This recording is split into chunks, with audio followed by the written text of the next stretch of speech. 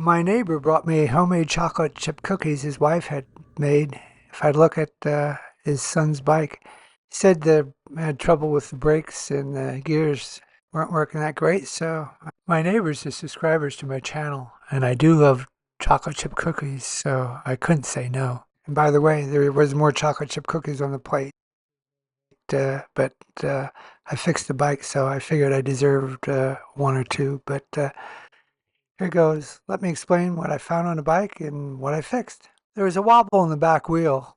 The cone bearing or the cone nut needed tightening. Hopefully, it was just one side. I didn't plan on removing the freewheel, but looks like I could see why I had trouble shifting gears. Cable looked bent and worn. Figured I'd give it a shot and see what I could do. Turned the bike upside down because it was easier for me to get at the rear wheel.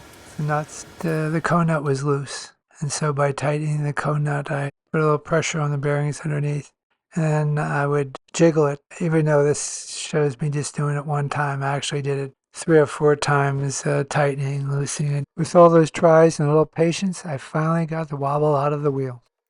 Normally when putting the wheel back in, it stays, it's not a big deal, but I had trouble getting it in. One of the things was that little safety bracket that's on the outside of the rear derailleur to protect it. One of the screws was missing, and it was bent, and it was in the way. The other thing was that I found that the hanger screw that's attached to the stays was loose, and every time I tried to drop the wheel in it, it would catch the axle. So once I discovered that, I got it in and tightened it all up.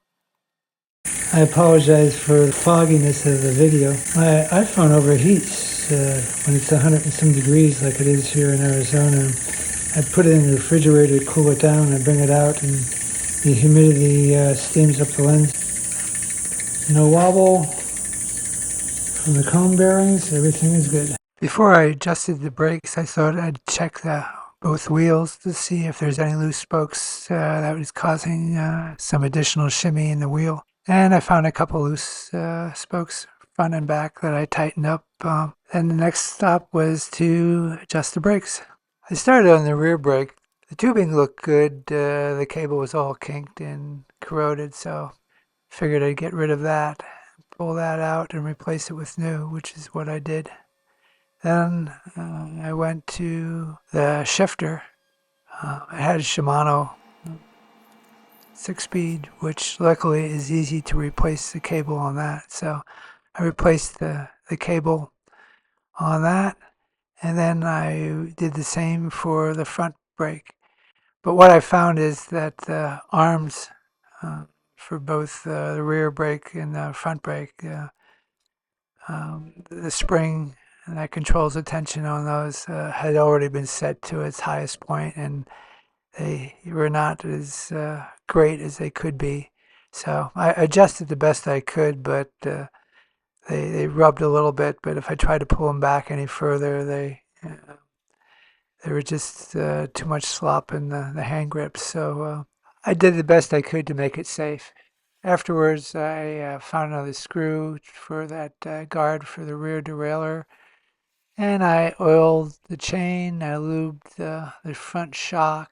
I lubed up all the pivot points for the rear shock, and of course I adjusted the rear derailleur. I didn't do anything with the front derailleur since it was already broken, and the young fellow that was going to ride it said he was happy with just having second gear of the 3 speeds, so I left that go.